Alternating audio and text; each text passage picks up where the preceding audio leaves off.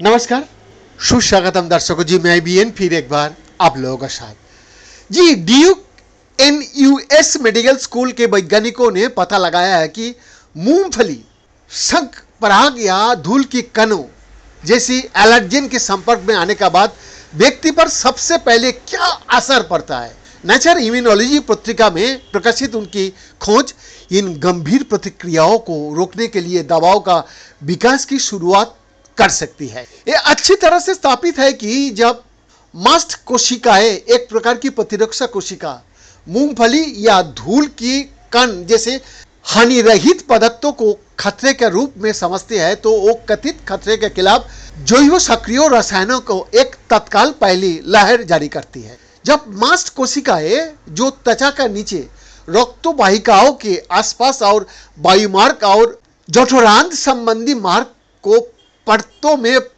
रहती है, वो एक साथ रक्तों में अपने पहले से संग्रहित जैव सक्रिय रसायनों को छोड़ती है, तो तत्काल और प्रणालीगत झटका लग सकता है जो बिना त्वरित हस्तक्षेप के घातक हो सकता है।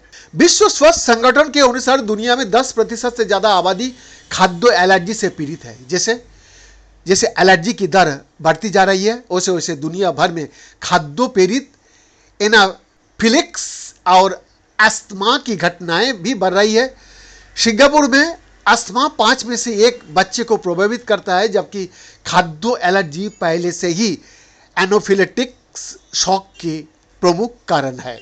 ड्यूक एनयूएस की टीम ने अब जो खोज की है वो ये है कि पार्टिकुलेट मस्ट सेल ग्रेन्यूल्स की रिहाई, जिसमें ये बायोएक्टिव रसायन होता है, तो को इन्फ्रेलोसोम नामक एक इंटरसेलुलर मल्टीप्रोटीन कॉम्प्लेक्स के 2 सदस्यों द्वारा नियंत्रित किया जाता है। अब तक इन इन्फ्लोमेसोम प्रोटीन को केवल प्रतिरक्षा कोशिकाओं के भीतर सहज रूप से इकट्ठा होने के लिए जाना जाता था, ताकि संक्रमण का पता लगाने पर प्रतिरक्षा प्रणाली के अन्य भागों की सचेत करने के लिए घुलनशील रसायनों का श्राप किया जा सके।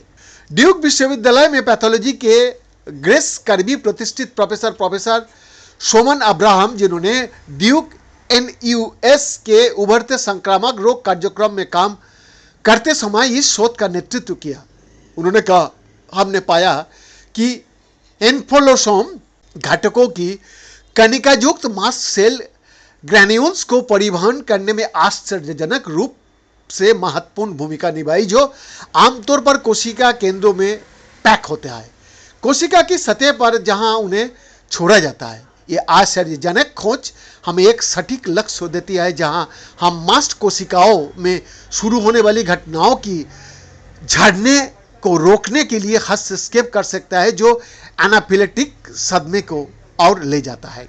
प्रोफेसर अब्राहम और उनकी टीम को यूरेका मोमेंट तब मिला जब उन्होंने चूहों का निरीक्षण किया जिनकी मास्ट कोशिकाओं में 2 इन्फ्लोमेसोम प्रोटीन NLRP3 या AASC में से कोई भी नहीं था। जब इन जानवरों को एलर्जेंस के संपर्क में लाया गया तो उन्हें एनाफिलेक्टिक शॉक का अनुभव नहीं हुआ। हालांकि एनाफिलेक्टिक शॉक तब देखा गया जब मास्ट कोशिका NLRP3 और AASC प्रोटीन एकत्रित हुए और व्यक्तिगत अंतरकोशिकीय कणों से बंध गए, जिससे एक जटिल संरचना का निर्माण हुआ, जिसे शोधकर्ता ग्रेन्युलोसोम कहता है, जो मास्ट कोशिका का भीतर साइटोस्केलेटन द्वारा निर्मित पटरिया के साथ कणों की गति को सुगम बनाता है, जो उन्हें रेल की पटरियों की एक सेट पर हुक करने का समान होता है। बीएन का एक्सक्लूसिव रिपोर्ट।